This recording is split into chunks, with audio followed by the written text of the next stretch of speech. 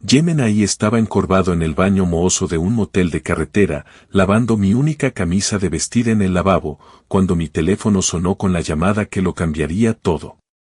El aparato barato vibró contra la porcelana agrietada, a punto de caer en el agua jabonosa donde se empapaba mi último jirón de dignidad. Mi nombre es Adrián Pardo y, hace apenas 6 meses, tenía todo lo que un hombre podría desear: una esposa amorosa, 2 hijos maravillosos y un puesto seguro como gerente de operaciones en Manufacturas del Norte. Ahora, sobrevivía a base de galletas saladas y crema de cacahuete, durmiendo en un hostal de 40 euros la noche que apestaba a décadas de desesperación ajena. El identificador de llamadas mostraba un número desconocido, pero algo me impulsó a responder. Quizás cuando has tocado fondo, cualquier cambio se siente como un posible ascenso. Diga. Mi voz sonó extraña, incluso para mis propios oídos, tras pasar días sin hablar con nadie. ¿Adrián Pardo? La voz no me resultaba familiar, era mayor, áspera, como si fuera whisky vertido sobre grava. ¿Quién pregunta? Escurrí el agua de mi camisa, viendo cómo se iba por el desagüe igual que mi vida anterior. Mi nombre es Carlos Robledo. Soy el abogado de su tío Guillermo. Tenemos que hablar. El tío Guillermo. El marginado de la familia, el teórico de la conspiración que vivía en una cabaña perdida en los Pirineos y me enviaba tarjetas de Navidad extrañas sobre vigilancia gubernamental hasta que murió hace 3 meses. El tío al que no había visto en persona desde que tenía 12 años, cuando apareció en una reunión familiar despotricando sobre la corrupción corporativa y el supuesto accidente de mi padre. Todos habían rodado los ojos, alejando a los niños de él. Mi madre decía que era mercancía dañada tras su paso por misiones internacionales.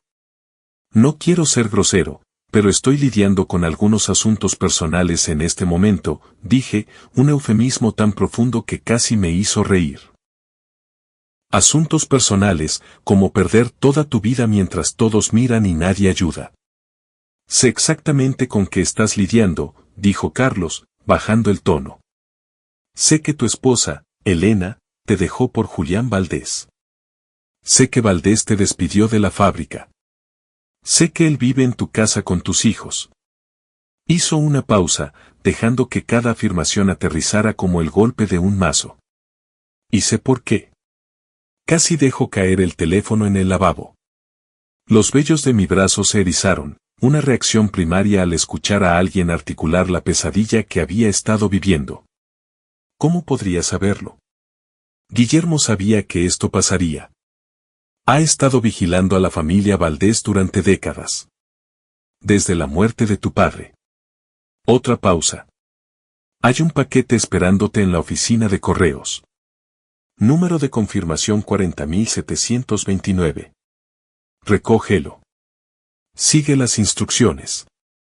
No se lo digas a nadie. Ni a tus amigos, ni a tu hermano, ni a tu compañero de copas, a nadie. ¿Por qué no lo haría?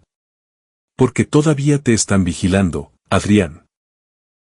Las mismas personas que destruyeron tu vida se están asegurando de que te mantengas hundido. Guillermo intentó advertir a tu padre hace 20 años, pero nadie escuchó. Lo llamaron loco. Escuché el crujir de papeles. Tu padre no murió en un accidente industrial aleatorio, Adrián. Y tu esposa no se enamoró de tu jefe por casualidad. Nada de esto es coincidencia. La línea se cortó. Me quedé allí, en ese baño, con la camisa goteando sobre mis zapatos y la mente dando vueltas. Tenía que ser una broma pesada. Alguna burla retorcida. La muerte de mi padre había sido investigada a fondo. Un trágico accidente en la planta cuando una prensa hidráulica falló. Yo solo tenía 7 años cuando sucedió, pero mi madre me lo había explicado todo. La empresa pagó una indemnización. Mi padre fue honrado con una placa en la sala de descanso de los empleados. ¿Pero qué tenía que perder? Mi dignidad goteaba actualmente sobre el suelo del baño y mi confianza en la humanidad se había evaporado en el momento en que vi el coche de lujo de Julián Valdés en mi entrada hace 3 meses. La oficina de correos estaba al lado de una casa de empeños donde había vendido mi anillo de bodas el mes pasado. El empleado miró mi aspecto descuidado con un desdén apenas oculto mientras le entregaba el número de confirmación. Dentro del paquete había 10.000 euros en efectivo, un teléfono prepago y una nota manuscrita. Esto es suficiente para llevarte a la montaña. El verdadero dinero te espera allí. Si quieres saber por qué destruyeron tu vida, conduce a estas coordenadas. No se lo digas a nadie. No confíes en nadie. La cabaña tiene todo lo que necesitas para entender por qué pasó esto y cómo solucionarlo. Esto no se trata de venganza, Adrián. Se trata de justicia para tu padre, para ti y para tus hijos. Guillermo. Pegada al reverso había una llave que parecía pertenecer a un candado, no a una puerta. Miré el efectivo, más dinero del que había visto en meses, y sentí algo removerse dentro de mí. Algo más allá del entumecimiento y la depresión que se habían convertido en mis compañeros constantes. Curiosidad, tal vez incluso esperanza. 6 meses antes, yo era el gerente de operaciones, supervisando a 200 empleados que producían componentes metálicos de precisión para la industria aeroespacial. Mi oficina tenía un ventanal que daba a la planta de producción. Mis tarjetas de visita tenían un logotipo dorado. En las fiestas de la empresa, la gente escuchaba cuando yo hablaba. La compañía había sido mi vida durante 15 años, empecé en el almacén durante la universidad y fui ascendiendo gracias a mi determinación y atención al detalle. Tenía un chalet de 3 dormitorios en la calle de los Robles, con un sótano reformado donde construía maquetas de aviones con mi hijo, Lucas. Cada sábado por la mañana, trabajábamos en nuestro último proyecto, un B-17 Flying Fortress, un Spitfire o un P-51 Mustang, mientras hablábamos de su semana en el colegio. Mi hija, Sofía, tenía su propio baño decorado con mariposas moradas que ella misma había pintado durante un fin de semana de padre e hija mientras Elena visitaba a su hermana. Sofía era artística, sensible, siempre dejaba dibujos en mi mesilla de noche para que tuviera buenos sueños, papá. Mi esposa, Elena, daba clase en primaria y hacía lasaña los domingos. Había sido mi novia del instituto, la reina del baile que sorprendió a todos al elegir al chico tranquilo y estudioso en lugar del capitán del equipo de fútbol. Habíamos estado casados 15 años, construyendo lo que yo pensaba que era una vida perfecta. Su cabello rubio se había oscurecido ligeramente con los años y habían aparecido líneas de expresión alrededor de sus ojos, pero para mí, seguía siendo tan hermosa como el día en que nos conocimos. O eso creía. Julián Valdés asumió el cargo de director general hace 3 años, cuando su padre se jubiló. El viejo Valdés levantó la empresa de la nada, convirtiendo un pequeño taller en una de las mayores fábricas de la región. Alejandro Valdés era una leyenda, duro pero justo, según la tradición de la empresa. Julián tenía la ambición de su padre, pero ninguna de sus virtudes. Mientras Alejandro recorría la fábrica a diario aprendiendo el nombre de cada empleado, Julián gestionaba a través del miedo y la intimidación, rara vez abandonando su oficina excepto para llevar a clientes importantes a almuerzos caros. Recuerdo la primera vez que lo vi mirando a Elena. Fue en la fiesta de Navidad de la empresa. Ella llevaba un vestido rojo que realzaba sus curvas, con el cabello cayendo en ondas sobre sus hombros. Se reía de algo que decía nuestra amiga Sara, con la cabeza echada hacia atrás, exponiendo la línea elegante de su garganta. Julián la observaba desde el otro lado de la sala como si ella ya fuera suya. Cuando sus ojos se cruzaron brevemente con los míos, no hubo vergüenza, ni reconocimiento de que estaba codiciando a la esposa de otro hombre, solo una evaluación, como un hombre calculando el valor de una propiedad que pretende adquirir. Debería haber reconocido el peligro entonces, pero confiaba en ella, en nuestro matrimonio, en 15 años de vida en común. La idea de que Elena, que me había tomado de la mano durante la larga enfermedad de mi madre, que se había quedado despierta toda la noche cuando Lucas tuvo neumonía, que conocía cada miedo y sueño que yo había tenido, pudiera traicionarme, era inconcebible. La primera señal deberían haber sido las noches de trabajo hasta tarde en la escuela, preparando supuestamente las evaluaciones estatales. O la ropa nueva que no podía explicar cuando nuestro presupuesto estaba siempre cuidadosamente planeado. O la forma en que empezó a criticar todo sobre mí, mi ambición, mi salario, incluso la forma en que masticaba. Julián dice que te estás frenando a ti mismo, mencionó casualmente durante la cena una noche, moviendo su ensalada por el plato. Él cree que tienes potencial, pero que estás demasiado cómodo, que tienes demasiado miedo de correr riesgos. Pensé que intentaba motivarme. Trabajé más duro, me quedé hasta más tarde, llevé más proyectos a casa, intentando impresionar a un hombre que ya se acostaba con mi esposa.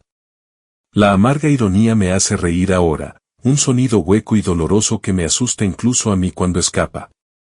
El día que lo descubrí, llegué temprano a casa con una migraña. Sentía que la cabeza me estallaba, y las luces me causaban punzadas de dolor tras los ojos. Había estado teniendo más dolores de cabeza recientemente, probablemente por el estrés de intentar cumplir con las expectativas cada vez más imposibles de Julián. Todo lo que quería era oscuridad, silencio y sueño. Vi el coche de Julián en mi entrada. El sedán plateado brillaba bajo el sol de la tarde, una nave espacial alienígena que había aterrizado en los suburbios. Mi primer pensamiento no fue sospecha, sino preocupación. ¿Por qué vendría el director general a mi casa? ¿Había pasado algo catastrófico en la planta? ¿Me iban a despedir? El pensamiento hizo que mi cabeza ya dolorida palpitara con más intensidad. Entrar en mi propia casa fue como entrar en una realidad alternativa. La televisión estaba encendida en el salón, reproduciendo un documental sobre criaturas marinas, extraños peces luminiscentes flotaban en la pantalla, pero nadie miraba. 2 copas de vino sobre la mesa de café. Una chaqueta de traje de hombre, demasiado cara para mi sueldo, colgada en el respaldo de mi sillón. Llamé a Elena por su nombre, con la boca repentinamente seca. Sin respuesta, pero escuché movimiento arriba. Había música sonando en nuestro dormitorio. Leonard Cohen, el favorito de Elena para lo que ella llamaba, tiempo de adultos. La comprensión llegó lentamente, mi cerebro se negaba a procesar lo que se estaba volviendo obvio. La puerta del dormitorio principal estaba cerrada. Escuché la risa de Elena, un sonido que creía conocer, pero que ahora me daba cuenta de que estaba siendo interpretado para un público diferente. Era su risa coqueta, la que no había escuchado dirigida a mí en meses, quizás años. Me quedé fuera de esa puerta lo que pareció una eternidad, con la mano flotando sobre el pomo, sabiendo que abrirla lo cambiaría todo. No habría vuelta atrás a la ignorancia bendita. El dolor en mi cabeza retrocedió, reemplazado por una claridad extraña. Giré el pomo. Abrí la puerta. Elena y Julián me miraron desde nuestra cama. La cama donde nuestros hijos se metían los domingos por la mañana para acurrucarse en familia. Donde yo había sostenido a Elena cuando murió su madre. Donde habíamos hecho el amor miles de veces. Julián estaba apoyado contra el cabecero, con el torso desnudo, su reloj de lujo brillando bajo la luz de la tarde que se filtraba por las cortinas que la propia Elena había cosido. Mi esposa estaba a su lado, con la sábana subida sobre el pecho, el cabello despeinado y el carmín corrido. Adrián, dijo Elena, con voz tranquila, casi molesta por la interrupción. Se supone que deberías estar en el trabajo. No hubo sorpresa, ni vergüenza, solo fastidio. Julián ni siquiera tuvo la decencia de parecer avergonzado. Solo me dio esa sonrisa de director general, la que decía que estaba acostumbrado a tomar lo que quería sin enfrentar consecuencias. Tenemos que hablar, Adrián, dijo, como si estuviéramos en una reunión de junta discutiendo proyecciones trimestrales. ¿Por qué no nos das un minuto para vestirnos y podemos discutir esto como adultos? ¿Como adultos? Como si acostarse con la esposa de tu empleado fuera lo más adulto del mundo. Como si destruir una familia fuera solo otra transacción comercial a negociar. No grité, no solté puñetazos, Simplemente me di la vuelta, bajé las escaleras y me senté a la mesa de la cocina mirando el proyecto de ciencias de mi hija, un volcán que había ganado el primer premio en el colegio. Sofía había estado tan orgullosa, saltando por la cocina cuando me habló de la cinta azul. Yo la había ayudado con el cableado de las luces LED que hacían que la lava brillara en rojo. Ahora descansaba sobre la encimera, un monumento a una vida familiar que, al parecer, había sido una ilusión. Cuando bajaron, Elena llevaba una bata de seda que yo nunca había visto, azul oscuro con un dragón bordado. Julián tenía las mangas arremangadas y la corbata floja, luciendo más incómodo que arrepentido. No es así como queríamos que te enteraras, dijo Elena, cruzando los brazos sobre la bata que yo no le había comprado. ¿Queríamos? La palabra se sintió como ácido en mi boca. Adrián, Elena y yo hemos desarrollado sentimientos el uno por el otro, dijo Julián, con su mano en la parte baja de la espalda de mi esposa. Estas cosas pasan. Las personas se distancian. Creo que podemos manejar esta transición profesionalmente. Profesionalmente. Como si acabaran de pasarme por alto para un ascenso en lugar de encontrarlo en la cama con mi mujer. Como si la implosión completa de mi vida pudiera gestionarse con la estrategia corporativa adecuada. ¿Desde cuándo? Le pregunté a Elena, buscando en su rostro cualquier rastro de la mujer que creía conocer. Ella suspiró, molesta por tener que dar detalles. ¿Acaso importa? A mí me importa. 8 meses, dijo finalmente. Pero emocionalmente, más tiempo. 8 meses. Mientras yo entrenaba al equipo de fútbol de Lucas, mientras planeábamos nuestras vacaciones de verano en la costa, mientras celebrábamos nuestro 15º aniversario en el restaurante de nuestra primera cita, mientras le decía a mi hermano Miguel que me había tocado la lotería con Elena, que era el hombre más afortunado del mundo. ¿Y los niños? Mi voz sonó extraña, como si viniera de otra persona. Se adaptarán, dijo Elena, enrollando un mechón de pelo en su dedo. Un hábito nervioso que siempre me había parecido encantador, ahora solo parecía calculador. Los niños son resistentes y Julián puede ofrecerles oportunidades que tú nunca podrías. Escuelas privadas, campamentos de verano, fondos para la universidad. La miré de verdad, y me pregunté si alguna vez la había conocido. Esta mujer que podía reducir 15 años de matrimonio a una transacción, que hablaba de nuestros hijos como si fueran activos para ser transferidos a una cartera más rentable. Deberías ir a quedarte con tu hermano unos días, continuó ella, con la voz suavizándose en lo que ahora reconocía como una manipulación ensayada. Danos espacio para organizar la logística. Yo se lo explicaré a Lucas y a Sofía. ¿Quieres que me vaya de mi propia casa? Lo absurdo de la situación me hizo reír. Un sonido agudo y feo. Julián dio un paso adelante, cuadrando los hombros como si se preparara para una negociación difícil. Adrián, no lo hagas más difícil de lo necesario. Ya he hablado con recursos humanos. Tu puesto va a ser reestructurado con efecto inmediato. El paquete de indemnización es generoso. Incluye 6 semanas de sueldo y la continuación de los beneficios hasta fin de mes. Me estaban despidiendo en mi propia cocina mientras la mano de mi jefe descansaba en la cadera de mi esposa. No puedes hacer eso, dije. Pero incluso cuando las palabras salieron de mi boca, supe que no eran ciertas. Julián Valdés podía hacer lo que quisiera. Su padre había construido la empresa y Julián había heredado no solo la compañía, sino todo el poder que conllevaba. Ya está hecho, dijo él, no sin cierta amabilidad condescendiente. Tus accesos han sido revocados. Tus objetos personales están siendo empaquetados ahora mismo. Esto no tiene por qué ser feo, Adrián. Por el bien de los niños. Los niños. Mis hijos, que ahora vivirían con este hombre que había desmantelado la vida de su padre con precisión quirúrgica. Hice una maleta en 10 minutos, llevándome solo ropa y el viejo reloj de mi padre. Elena se quedó en el umbral, de brazos cruzados, mirando su teléfono de vez en cuando como si todo este asunto la estuviera retrasando de cosas más importantes. Los niños llegarán pronto del colegio, dijo ella. Es mejor si no estás aquí. Les diré que tuviste que irte de viaje de negocios. ¿Un viaje de negocios a dónde? Me acabas de despedir. Ella se encogió de hombros. Ya inventaremos algo. Julián conoce a gente, puede ayudarte a encontrar algo en otro lugar. En otro lugar. Lejos de aquí. La crueldad casual me dejó mudo.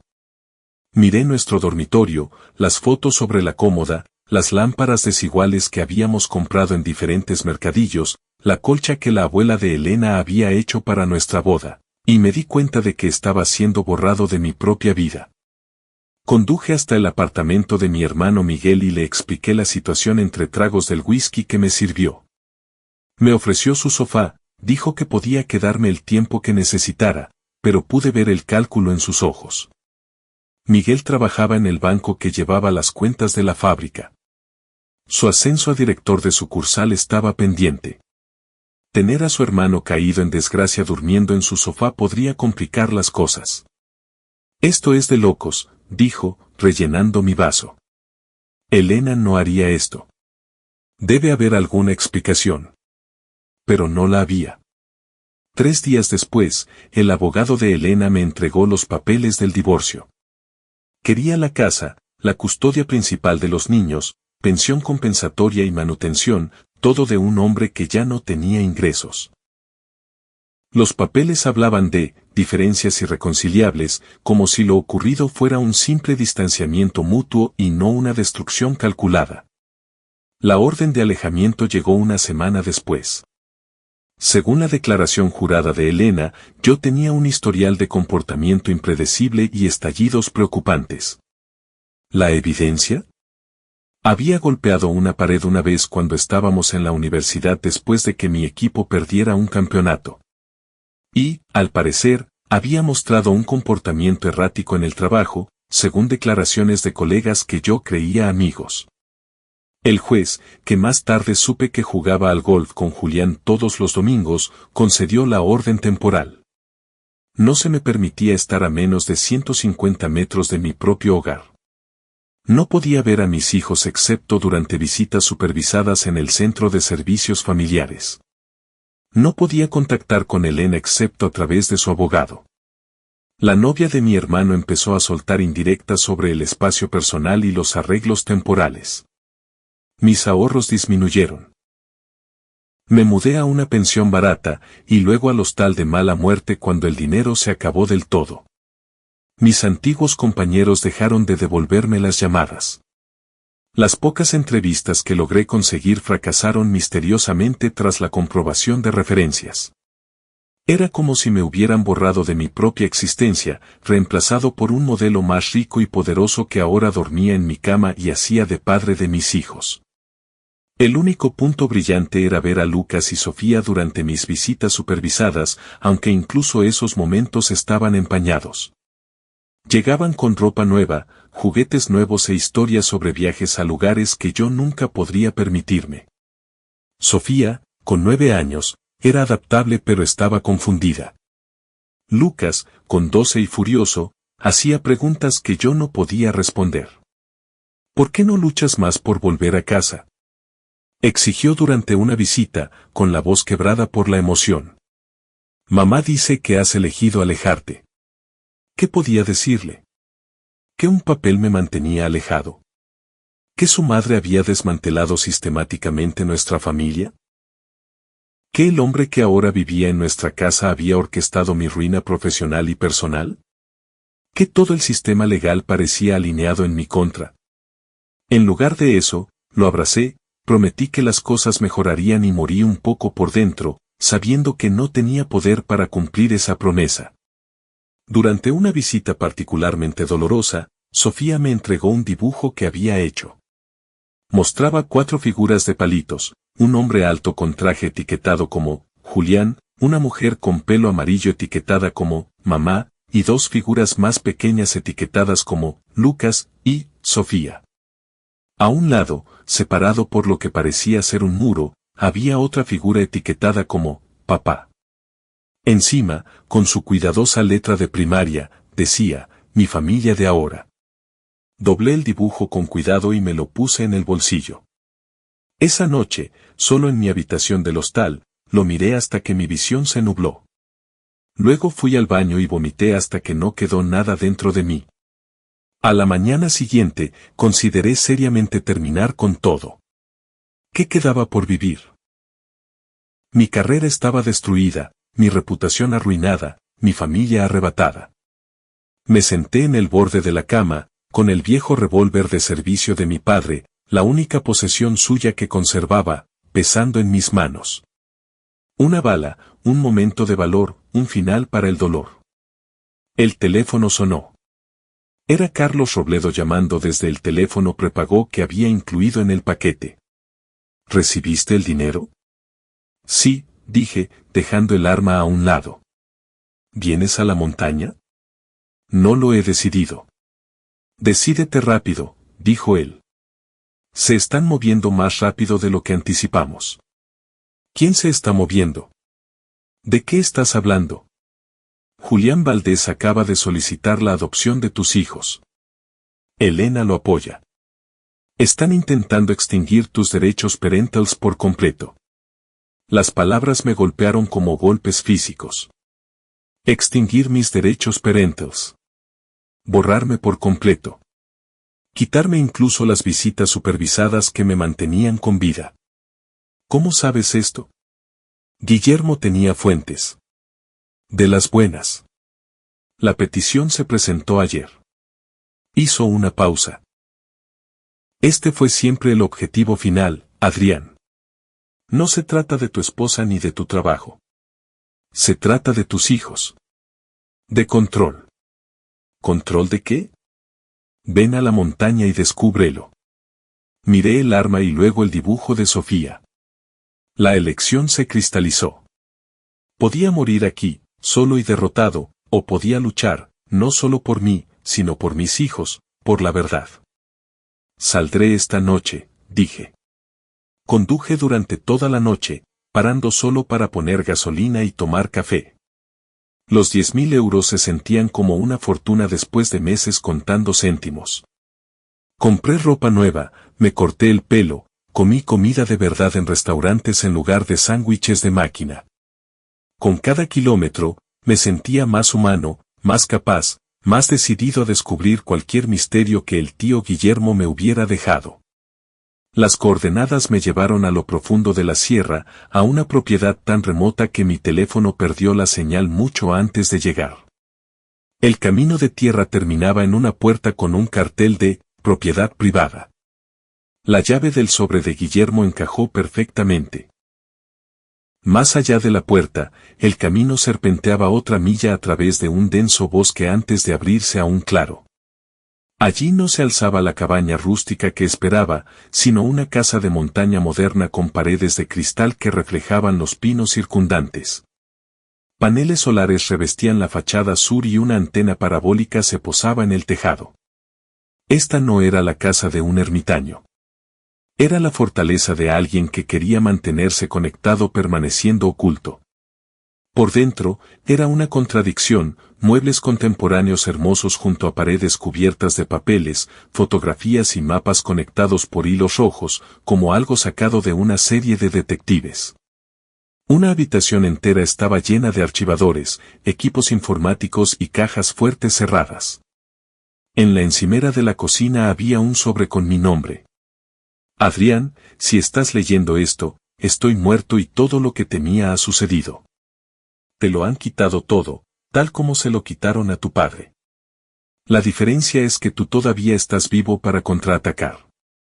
Tu padre no murió en un accidente. Fue asesinado porque descubrió que Alejandro Valdés estaba robando de su sociedad. La prensa hidráulica fue saboteada. Intenté que la policía investigara, pero Valdés era el dueño de todos en esa ciudad. He pasado 20 años construyendo este caso. Las pruebas están todas aquí. Las empresas pantalla que Valdés usó para ocultar activos, los sobornos a funcionarios locales, los documentos de propiedad real de Manufacturas del Norte. La mitad de esa empresa te pertenece, Adrián. Siempre ha sido así. Tu esposa no se enamoró de Julián Valdés por accidente. Fue puesta en tu vida cuando ambos estaban en la universidad. Valdés ha estado planeando esto durante años, casarte con alguien a quien él controla, esperar a que tuvieras hijos y luego destruirte por completo para que nunca pudieras reclamar lo que es legítimamente tuyo. La segunda caja fuerte contiene 2 millones de euros en efectivo. La tercera contiene el acuerdo de sociedad original entre tu padre y Alejandro Valdés, además de documentación de todos los crímenes cometidos por ambos Valdés para mantener el control de la empresa. Lo que hagas con esta información depende de ti. Toma el dinero y desaparece, o recupéralo todo. Tu tío Guillermo. Me senté en el suelo de la cocina leyendo y releyendo la carta, sintiendo que estaba perdiendo la cabeza. Sonaba demencial. Una conspiración de décadas. Elena como una especie de infiltrada. El accidente de mi padre, en realidad un asesinato. Pero luego empecé a abrir las cajas fuertes usando las combinaciones proporcionadas en sobres separados. El dinero era real, fajos de billetes de 100 perfectamente precintados. Los documentos también eran reales, fotocopias del acuerdo original que mostraba a mi padre y a Alejandro Valdés como dueños igualitarios de lo que entonces se llamaba talleres PIV, pólizas de seguro, informes policiales, registros de mantenimiento de la prensa que mató a mi padre que mostraban que había sido inspeccionada y aprobada el día antes del accidente. Lo más condenatorio eran los registros financieros que mostraban cómo la familia Valdés había desviado beneficios a través de empresas fantasma, diluyendo fraudulentamente la participación de mi padre tras su muerte. Mi madre, devastada por el dolor y cuidando sola de un hijo de 7 años, había firmado renuncias a derechos que no entendía a cambio de lo que los papeles llamaban consideraciones financieras. Una casa pequeña en un buen barrio, un fondo universitario para mí, seguro médico, todo mientras los Valdés robaban millones que deberían haber sido nuestros. Luego vinieron los archivos sobre Elena. Fotos de ella reuniéndose con Julián mientras aún estábamos en la universidad. Extractos bancarios que mostraban depósitos regulares en una cuenta que yo nunca supe que existía. Una transcripción de una conversación grabada. Elena, ¿cuánto tiempo más tengo que seguir con esto? 15 años es mucho tiempo para fingir. Julián, solo hasta que tengamos la custodia completa. Una vez que el juez la conceda, sus derechos parentales podrán ser extinguidos. Serás libre, rica y habrás terminado por fin con esta farsa, Elena. Elena, ¿y si de alguna manera descubre la verdad? Julián, no lo hará. Pero si lo hiciera, ¿quién le creería?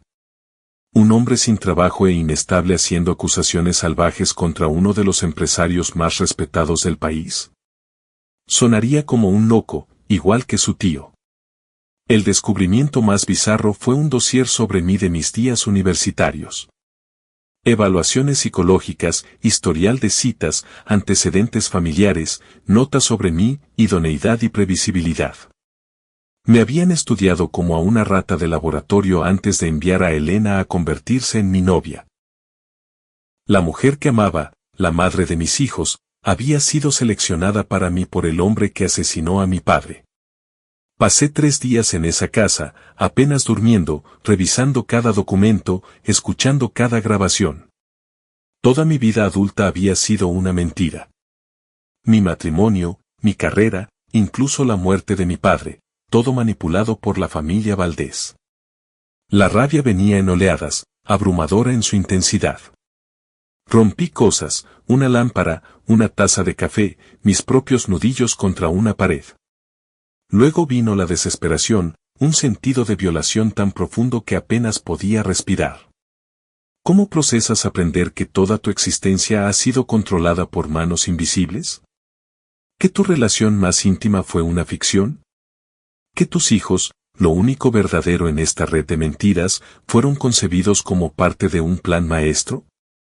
La tercera noche, me senté en el porche mirando el bosque, con un vaso del caro escocés de Guillermo en la mano, y consideré mis opciones.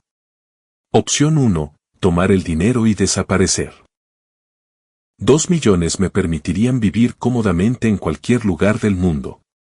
Podría empezar de nuevo, construir una nueva vida lejos del alcance de los Valdés.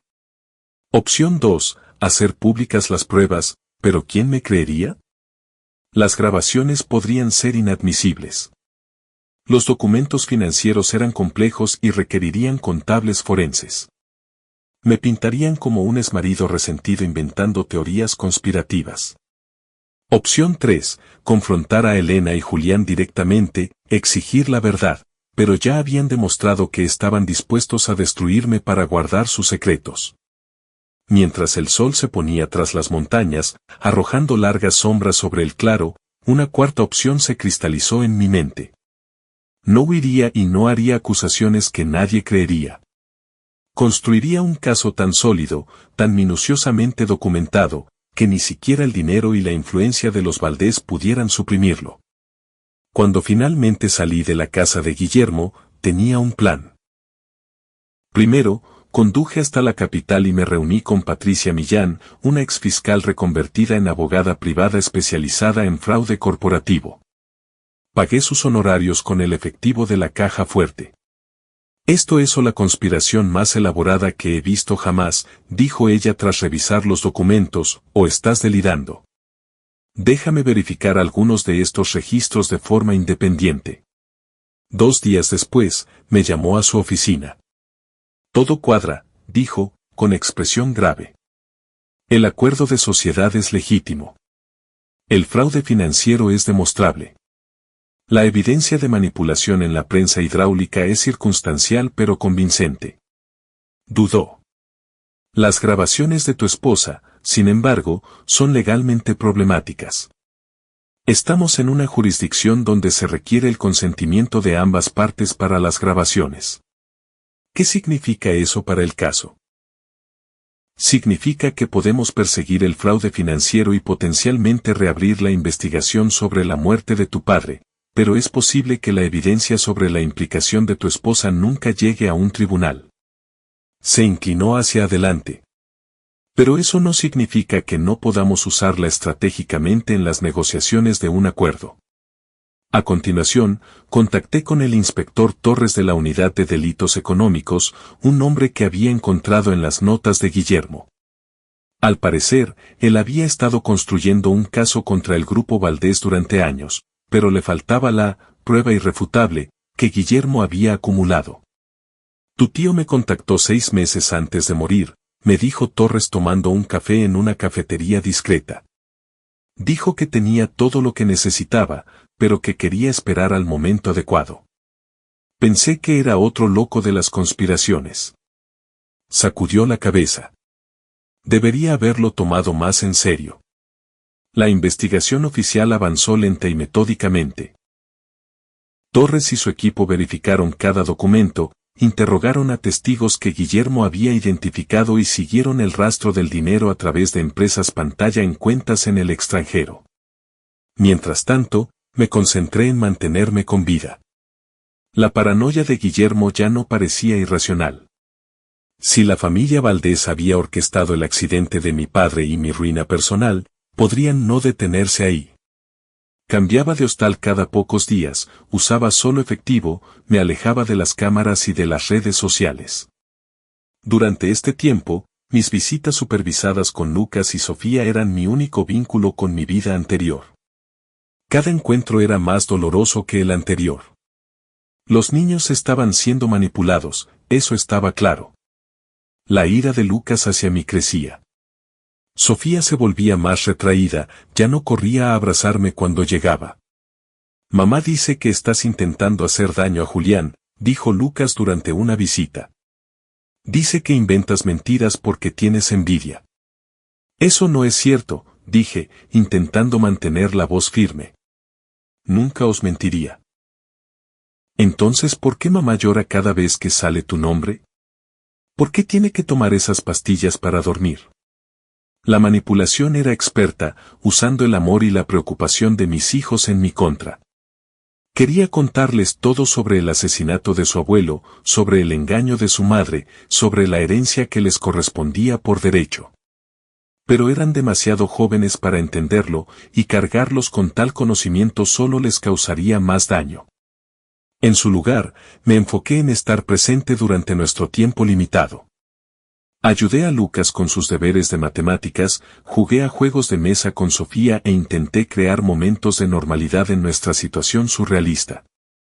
Durante una visita, Sofía me susurró mientras Lucas estaba en el baño: Julián también hace llorar a mamá cuando piensa que estamos dormidos. Sus ojos estaban muy abiertos, serios. Le dice cosas feas, muy malas. Un escalofrío me recorrió. ¿Era Elena misma una víctima en este escenario?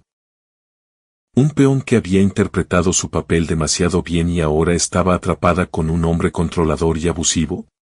La posibilidad añadía otra capa de complejidad. Si Elena estaba siendo coaccionada o amenazada, ¿podría convertirse en una aliada en lugar de una adversaria? En pocas semanas, la maquinaria de la justicia empezó a moverse.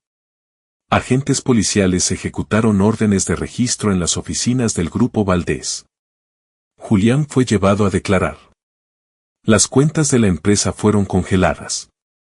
Me quedé en la casa de Guillermo siguiendo el consejo de mi equipo legal de permanecer fuera de la vista.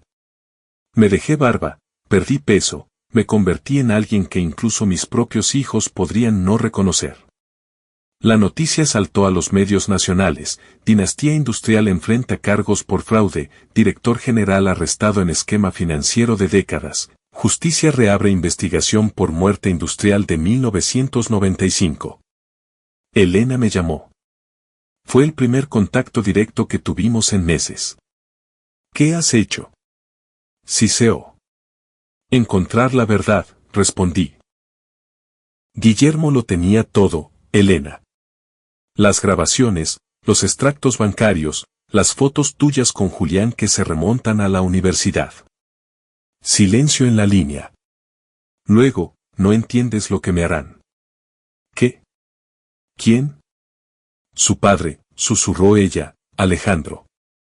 Él fue quien lo organizó todo. Me encontró en mi primer año de carrera, se ofreció a pagar mis préstamos estudiantiles, a asegurarme la vida si simplemente me acercaba a ti. ¿Por qué a mí? ¿Por quién era tu padre? Por lo que sabía, por lo que dejó atrás. Su voz se quebró. Yo no sabía que iban a matarlo, Adrián. Lo juro. Pensé que era solo por la empresa. Me dejaste creer que me amabas durante 15 años.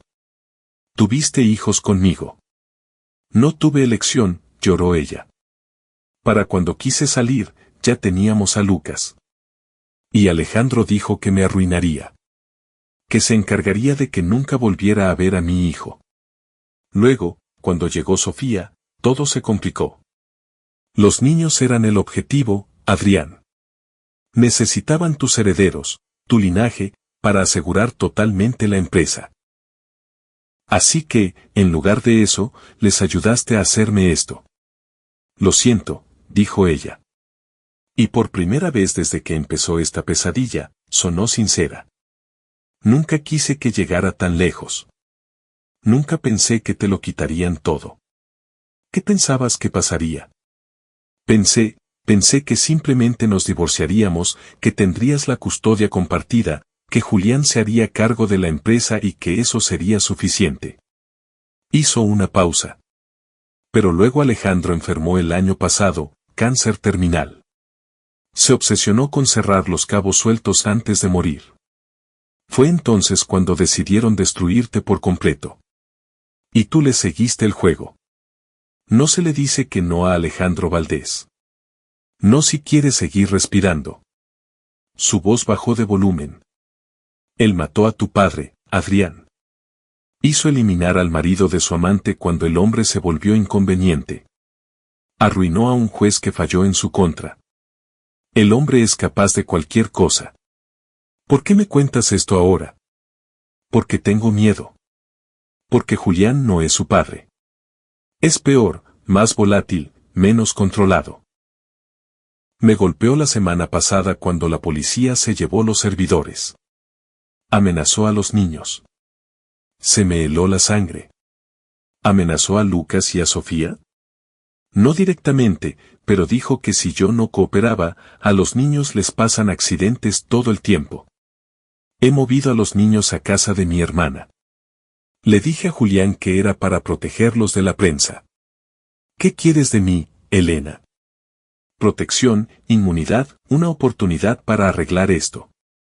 ¿Quieres testificar? Quiero vivir, dijo ella simplemente. Y quiero que mis hijos vivan, cueste lo que cueste. La declaración tuvo lugar en la oficina de Patricia Millán. Durante 8 horas, Elena detalló todo el esquema, cómo Alejandro Valdés la había reclutado, cómo planearon mi ruina profesional, cómo Julián había iniciado su aventura por instrucción de su padre, cómo manipularon las pruebas para obtener la orden de alejamiento. Reveló que Alejandro Valdés había estado eliminando o neutralizando sistemáticamente a cualquiera que amenazara su control de la empresa durante décadas. Mi padre fue solo una de muchas víctimas. El éxito de la compañía se construyó sobre el fraude, la intimidación y, ocasionalmente, el asesinato. Cuando terminó, parecía vacía, una cáscara de la mujer confiada que me había echado de mi cocina meses antes. ¿Qué pasará con los niños? Preguntó en voz baja. Vuelven a casa, dije. Con su padre. La esperanza brilló en su rostro.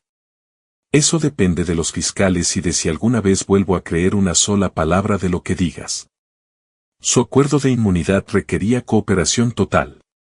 Llevó un micrófono oculto a las reuniones con Julián, grabó llamadas con Alejandro Valdés desde su cama de hospital, proporcionó acceso a registros financieros, correos electrónicos y cuentas en el extranjero.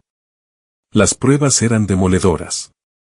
Alejandro Valdés murió antes de poder ser arrestado, pero Julián y varios ejecutivos de la empresa fueron acusados de múltiples delitos, fraude, evasión de impuestos y conspiración. La investigación sobre la muerte de mi padre se cerró con el forense concluyendo ahora que fue un homicidio por sabotaje industrial. El momento más surrealista fue cuando regresé a mi ciudad por primera vez en meses. Las mismas personas que me habían repudiado ahora me saludaban con respeto. Antiguos colegas que ignoraron mis llamadas de repente recordaban nuestra amistad. El banco que me había negado un crédito ahora me ofrecía condiciones preferentes. Los rechacé a todos. Mi enfoque era único, recuperar la custodia de mis hijos y reconstruir su sensación de seguridad. Las batallas legales duraron casi un año. Los casos penales contra Julián Valdés y sus asociados resultaron en declaraciones de culpabilidad para evitar sentencias más largas, 15 años para Julián, sin posibilidad de libertad condicional por al menos 10. El caso civil restauró mi propiedad del 50% de Manufacturas del Norte, valorada ahora en aproximadamente 55 millones de euros. Elena evitó la prisión al convertirse en testigo de cargo, pero perdió la custodia de nuestros hijos. Las evaluaciones psicológicas mostraron el daño que sus mentiras habían causado, particularmente a Lucas, que había creído que yo los abandoné. Nunca quise hacerles daño, me dijo durante un intercambio supervisado de las pertenencias de los niños. Pensé que les estaba dando una vida mejor al quitarles a su padre. No tuve respuesta para eso. Reconstruir la confianza con mis hijos fue la parte más difícil. Sofía, más joven y resistente, se adaptó más rápido. Todavía tenía pesadillas, todavía hacía preguntas difíciles sobre por qué la gente mentía y si se podía confiar en alguien, pero su optimismo natural la ayudó a sanar. La ira de Lucas tardó más en desvanecerse. Había sido lo suficientemente mayor para entender la traición, pero demasiado joven para procesar su complejidad. Había creído lo peor de mí porque la alternativa, que su madre le hubiera mentido, era demasiado dolorosa de aceptar. ¿Por qué no nos dijiste lo que estaba pasando? Preguntó una noche mientras lo arropaba en nuestra nueva casa, un chalet modesto lejos de nuestro antiguo barrio. Porque yo mismo no sabía la verdad, respondí con sinceridad. Y luego, cuando la descubrí, necesitaba asegurarme de que podía protegeros a ambos. Mamá decía que eras débil, dijo él, con los ojos buscando mi rostro. Pero luchaste. Ganaste. Me senté en el borde de su cama. Esto no se trataba de ganar o perder, Lucas. Se trataba de la verdad, de hacer lo correcto. A veces las personas en las que más confiamos nos fallan. Eso no significa que dejemos de confiar, significa que aprendemos a ser cuidadosos sobre quien merece esa confianza. ¿Odias a mamá? Hizo la pregunta que claramente le había estado pesando. No, dije tras un momento. Estoy enfadado por lo que hizo y triste por lo que perdimos. Pero el odio consume demasiada energía y, a pesar de todo lo que hizo, ella me dio a ti y a tu hermana. Nunca podré odiar a alguien que os trajo a mi vida. Pareció satisfecho con esa respuesta, al menos por ahora. Habría más conversaciones difíciles por delante a medida que ambos niños crecieran y entendieran más, pero por ese momento, la honestidad fue suficiente. Vendí mi participación en la fábrica una vez que se instaló la nueva dirección. Usé el dinero para fundar Sistemas Pardo, una operación más pequeña centrada en la calidad más que en la cantidad. Contraté a algunos de mis antiguos colegas que se habían visto atrapados en el colapso de los Valdés. La propiedad de Guillermo en la montaña se convirtió en nuestro refugio de verano, aunque quité los hilos rojos y las pruebas de las paredes, reemplazándolas con fotos familiares, nuevos recuerdos para sobreescribir los dolorosos. Elena se mudó a otra provincia después de que se finalizara el divorcio. Envía tarjetas de cumpleaños a los niños y correos electrónicos ocasionales, pero mantiene las distancias. Ya sea por vergüenza o por instinto de supervivencia, no estoy seguro. Los niños hablan con ella semanalmente por teléfono, las conversaciones son incómodas, forzadas, pero necesarias para su bienestar emocional.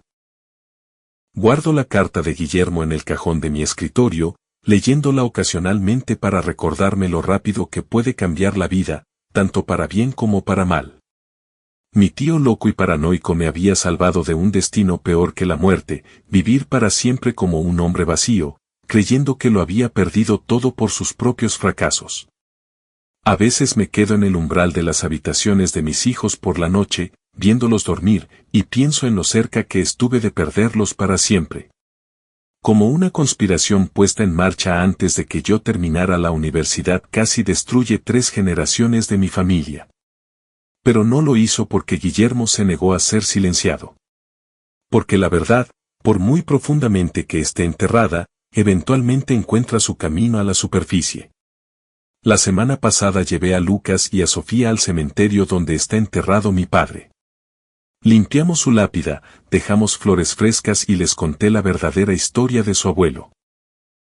No la versión edulcorada de un accidente laboral, sino la verdad de un hombre que se negó a ser engañado, que se mantuvo firme contra la corrupción y que, sin saberlo, puso en marcha eventos que resonarían a través de las décadas. Estaría orgulloso de ti, papá, dijo Sofía, deslizando su mano en la mía. Mirando a mis hijos, lo único verdaderamente bueno que surgió de años de mentiras, me doy cuenta de que, a veces, perderlo todo es la única forma de descubrir lo que realmente importa. La familia Valdés se llevó mi matrimonio, mi trabajo, mi reputación y casi a mis hijos. Pero, al final, me dieron algo inesperado, la verdad y la oportunidad de reconstruir mi vida sobre una base real. Mi nombre es Adrián Pardo. Hace 6 meses, dormía en un hostal barato, separado de mis hijos, traicionado por mi esposa y destruido por mi jefe.